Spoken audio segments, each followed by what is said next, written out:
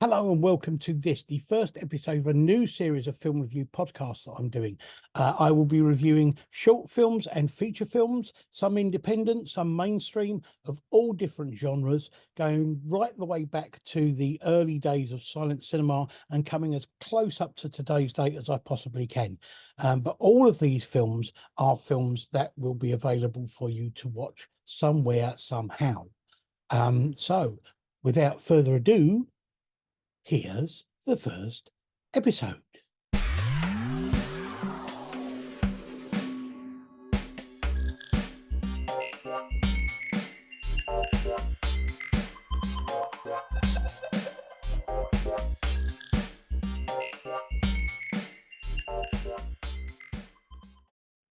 So in the first episode, I am going right the way back to the early days of silent cinema, back to 1902, and a film called Ali Baba and the 40 Thieves.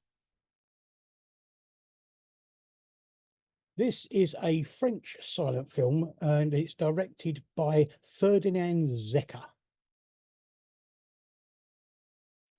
Now, Zecker was a pioneer of early French cinema, and he did just about everything. He was a producer, director, actor, screenwriter.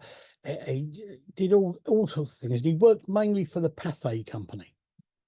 He was born into a theatrical family in Paris in 1864. He was performing in a Parisian cafe when he met filmmaker Leon Gaumont. Gaumont hired Zecker as an actor originally in 1898, and Zecker directed his first film the following year in 1899. Zecker was put in charge of the Pathé Pavilion at the 1900s Paris World Fair. Zecker became very adept at using trick photography, and he also made one of the first film crime dramas, which was also the first film of its type to use flashbacks as a plot device.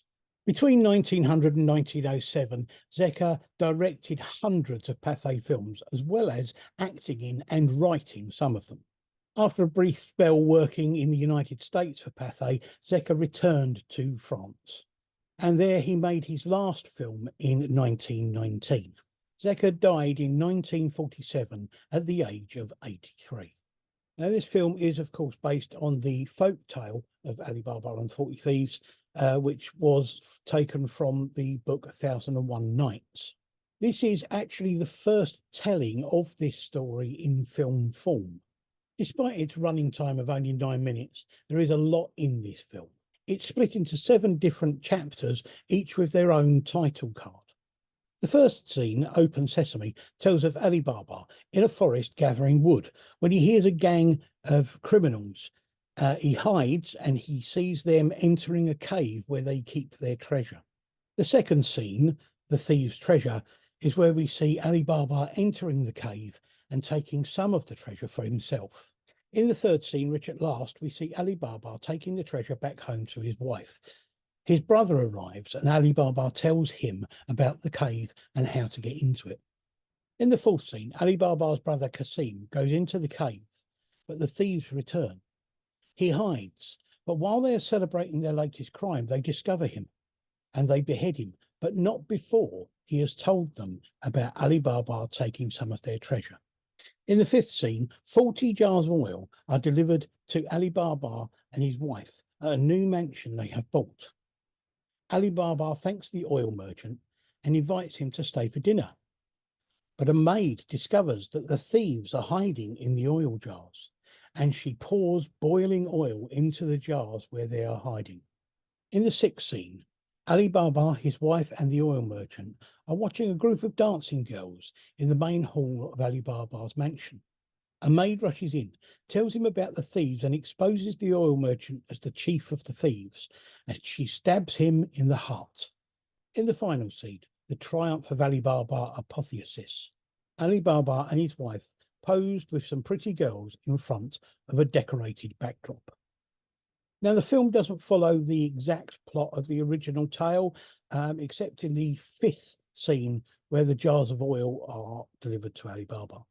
The entire film was hand-coloured using the mechanical stencil-based film tinting process that was then patented as pathé colour. This was done by Segundo de Chaumont.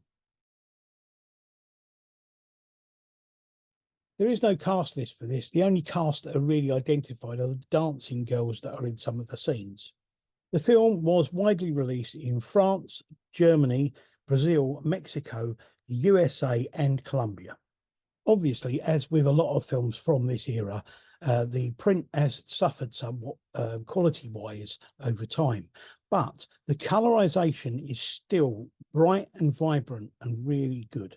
Now, the version I watched, which I will put the link on for this, is completely silent. Obviously, when it was originally shown, there would have been some kind of musical accompaniment, either by piano or orchestra.